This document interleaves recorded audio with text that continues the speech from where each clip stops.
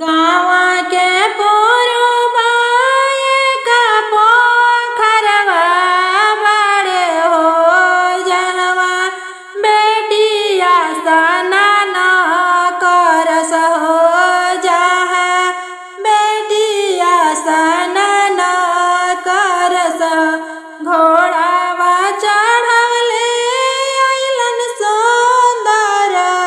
दुल्हा हो काहे गोरिया केला बाड़ू हो काहे गोरिया केला बाड़ू हो आचार के ओते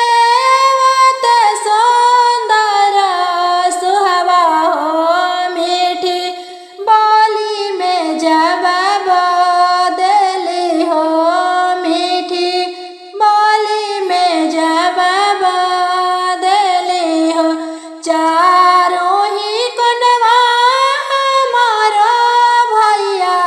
बड़न हो पोखरा नहान अइनी हो लागल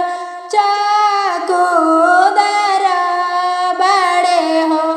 आता न बचन सुनल सुंदर दुल्हा हो हंसिया मुस्किया मारस हो हंसिया मुस्किया मारस हो चार ही कन के भैया मारी देबो हो तोहके डोलिया चढ़ाई लेबो हो तोहके डोलिया चढ़ाई लेबो हो रोइया रोइया बनले सुंदर सुहवा हो कवने साइते स्नानवा अइनी हो कवने साइते पोखरवा अइनी हो हंसिया हंसिया बोलल सुंदर दुल्हा हो